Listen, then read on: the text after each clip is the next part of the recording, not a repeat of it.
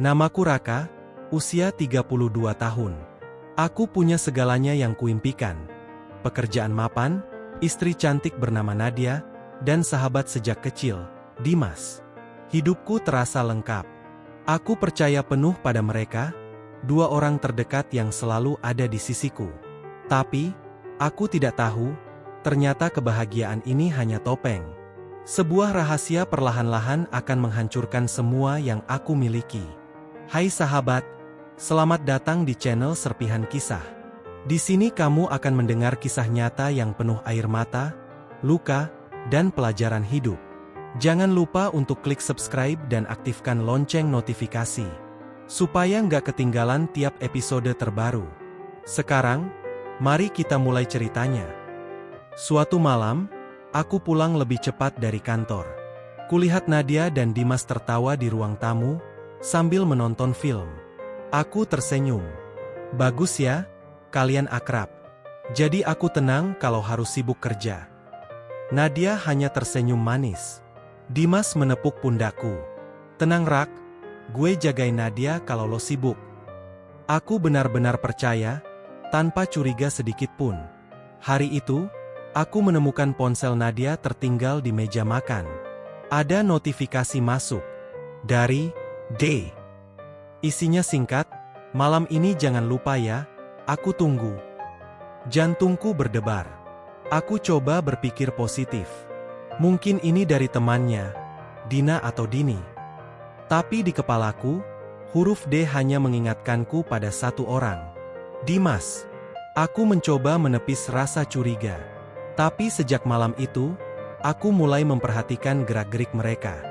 Setiap kali aku masuk ruangan, Nadia buru-buru menyembunyikan ponselnya. Dimas pun jadi sering memberi alasan kalau aku mengajaknya nongkrong. Aku mulai merasa, ada sesuatu yang disembunyikan. Namun, rasa sayangku membuatku menolak kenyataan. Suatu hari, aku berpura-pura lembur. Tapi diam-diam aku pulang ke rumah. Dari luar jendela, kulihat Nadia sibuk merapikan rambut, memakai parfum. Tak lama kemudian, Dimas datang dengan mobilnya. Mereka pergi bersama. Dadaku sesak. Ingin rasanya aku langsung menghadang mereka. Tapi aku butuh bukti lebih kuat. Aku sadar, badai besar sedang menuju hidupku. Aku memutuskan untuk mengikuti mereka diam-diam. Mobil Dimas berhenti di sebuah restoran mewah. Dari balik kaca, kulihat Nadia tersenyum manja, menggenggam tangan Dimas. Air mataku hampir jatuh, tapi aku tahan. Aku rekam semuanya dengan ponselku. Hati ini hancur, tapi aku harus kuat. Aku butuh bukti lebih banyak. Malam itu, Nadia pulang dengan wajah sumringah. Dia peluk aku seolah-olah tak terjadi apa-apa. Aku berpura-pura tidur. Di balik mataku yang terpejam, air mata mengalir. Bagaimana mungkin, orang yang sangat kupercaya, justru mengkhianatiku? Dan sahabatku, orang yang paling kupercaya, tega menusukku dari belakang. Keesokan harinya, aku ajak Dimas bertemu. Kita kan sahabatan dari kecil, bro. Gue percaya sama lo, kataku. Dimas hanya tertawa canggung. Santai aja Rak, gue nggak mungkin ngerebut istri lo. Aku tatap matanya dalam-dalam. Di balik senyum palsunya, aku bisa lihat, kebohongan besar sedang ia simpan. Aku mulai mengatur strategi. Aku pasang kamera kecil di ruang tamu, juga di kamar.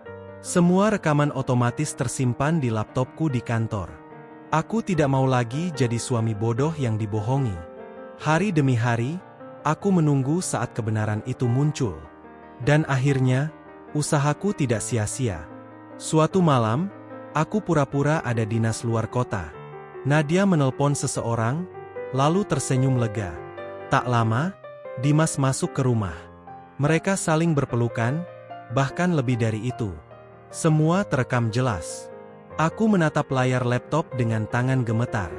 Dadaku seperti ditusuk ribuan pisau.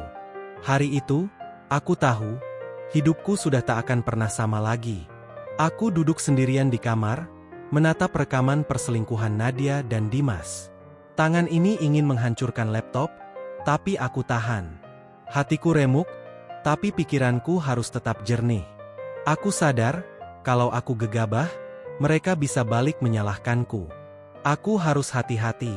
Aku harus membuat mereka mengaku dengan sendirinya. Keesokan harinya, aku pura-pura tak tahu apa-apa. Aku tersenyum pada Nadia, menyiapkan sarapan, bahkan mengecup keningnya. "Besok aku ada rencana besar buat kita," kataku. Dia tersenyum, tanpa sadar sedang berjalan menuju jebakan yang kusiapkan. Dalam hati, aku berteriak, "Nikmati sandiwara ini, Nadia, sebentar lagi topengmu akan jatuh." Dimas menemuiku di kafe. Dia bercerita sok perhatian. "Rak, Nadia itu cewek baik. Jaga dia baik-baik ya." Aku hanya menatapnya, menahan amarah. Kalau saja orang-orang tahu, sahabat baik, ini adalah pengkhianat sejati. Aku genggam gelas kopi erat-erat, sampai tanganku bergetar. Tapi aku tersenyum, karena sebentar lagi, semuanya akan terbongkar. Aku mulai mengumpulkan bukti. Foto-foto, rekaman CCTV, pesan di ponsel. Semua kususun rapi dalam satu folder.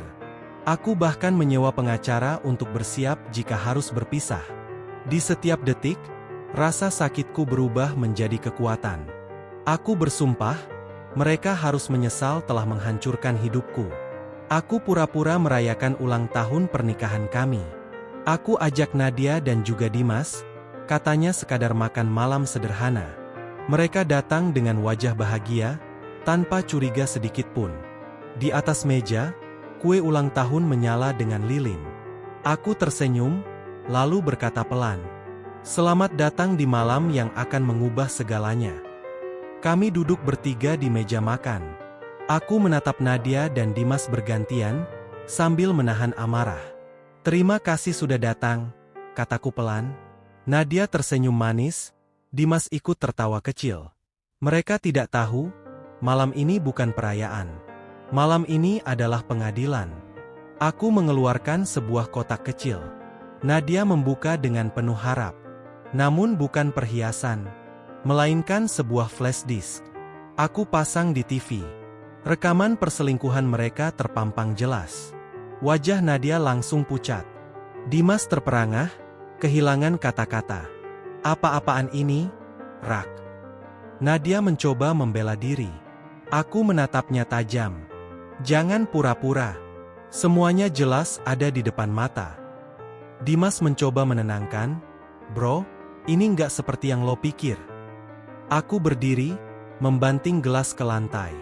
"Cukup, Dim. Gue anggap lo saudara, tapi lo tikam gue dari belakang."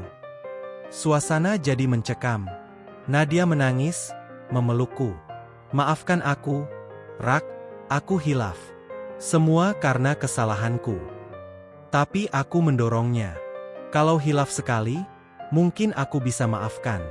Tapi ini, kalian sudah berkali-kali." Dimas hanya diam, tertunduk, tak bisa membela diri. Aku merasa seluruh dunia runtuh, tapi aku juga tahu. Ini saatnya aku memilih jalan. Aku berdiri tegak. Aku sudah siapkan semua bukti. Besok, aku ajukan perceraian. Nadia langsung berteriak histeris, "Jangan, Rak, aku janji akan berubah." Dimas mencoba mendekat, tapi aku mengusirnya. "Kalian berdua sudah selesai dalam hidupku." Aku melangkah keluar rumah, meninggalkan mereka dengan air mata dan penyesalan. Tapi dalam hatiku, luka ini belum berakhir. Perjalanan panjang baru saja dimulai. Hari-hari setelah keputusan itu terasa berat. Aku pindah ke apartemen kecil, jauh dari rumah yang dulu penuh kenangan. Makan pun tak berselera, tidur selalu gelisah. Setiap malam, bayangan Nadia dan Dimas menghantui pikiranku. Aku bertanya dalam hati, kenapa harus aku yang mengalami semua ini? Nadia mencoba menghubungiku berkali-kali. Lewat telepon, pesan, bahkan datang ke apartemenku. "Rak, aku salah, aku masih mencintaimu," katanya dengan wajah penuh air mata. Tapi aku hanya menatap dingin. "Cinta? Kalau benar cinta, kenapa kau hancurkan aku bersama sahabatku sendiri?" Sementara itu, Dimas juga mencoba menemui aku. Gue nyesel, Rak. Gue kebablasan. Tolong maafin gue. Aku tertawa pahit. Lo pikir kata maaf bisa ngapus pengkhianatan lo? Gue udah nggak punya sahabat lagi. Lo udah mati di mata gue. Dimas tertunduk. Saat itu aku sadar. Kehilangan sahabat ternyata lebih menyakitkan dari kehilangan cinta. Aku mulai kembali bekerja, mencoba menyibukkan diri. Tapi setiap kali melihat pasangan di jalan, hatiku terasa perih. Aku iri. Dulu aku punya semua itu. Sekarang, yang tersisa hanya kesepian. Aku sadar, meski waktu berjalan, luka ini akan meninggalkan bekas seumur hidup. Suatu hari, di kantor, aku bertemu seorang karyawan baru bernama Alia. Senyumnya hangat, tatapannya tulus. Untuk pertama kalinya sejak lama, aku merasakan sedikit ketenangan. Tapi hatiku masih ragu. Bisakah aku membuka hati lagi? Setelah dihancurkan oleh orang yang paling kupercaya? Meski Alia mulai dekat denganku, bayangan Nadia masih menghantui. Tiba-tiba, suatu malam, Nadia datang ke apartemenku. Dia menangis, berlutut. Rak, aku mohon, kasih aku kesempatan kedua. Aku hanya terdiam. Di saat yang sama, Alia menelpon, menanyakan kabarku dengan suara lembut. Aku merasa terjebak di persimpangan, masa lalu yang hancur, atau masa depan yang masih samar. Kabar tentang Dimas sampai ke telingaku. Usahanya bangkrut, dia ditinggalkan banyak teman. Dia hidup sendiri, seperti orang yang dikucilkan. Aku sempat merasa puas, tapi juga ada sedikit iba. Namun, aku tahu, dia harus menanggung akibat dari perbuatannya. Pengkhianatan punya harga yang mahal. Alia mengajakku makan malam. Mas Raka, kamu terlihat masih terikat masa lalu. Tapi aku ingin kamu tahu, aku ada di sini kalau kamu mau mencoba lagi. Aku menatap matanya. Tulus. Beda dengan Nadia. Untuk pertama kalinya, aku merasa mungkin, aku bisa bahagia lagi. Namun, keputusan itu tidak mudah. Aku menemui Nadia di taman, tempat dulu kami sering duduk bersama. Nadia, terima kasih sudah jadi bagian dari hidupku. Tapi maaf, aku tidak bisa kembali. Air matanya jatuh deras. Jadi, ini benar-benar akhir, Rak. Aku mengangguk pelan. Di saat itu, aku merasa beban besar terangkat. Aku akhirnya bisa merelakan. Beberapa bulan kemudian, aku mulai hidup baru bersama Alia. Aku belajar membuka hati, meski luka lama masih membekas. Dari semua ini, aku sadar, terkadang orang yang kita percaya sepenuh hati justru yang menghancurkan kita. Tapi dari kehancuran itu, selalu ada kesempatan untuk bangkit. Dan aku memilih untuk bangkit. Karena hidupku tidak berhenti di titik pengkhianatan. Itulah kisah di episode kali ini. Bagaimana menurutmu? Apa yang seharusnya dilakukan Raka? Tulis pendapatmu di kolom komentar. Jangan lupa like, share, dan subscribe biar makin banyak orang yang bisa mengambil pelajaran dari kisah ini. Sampai jumpa di episode berikutnya, hanya di Serpihan Kisah.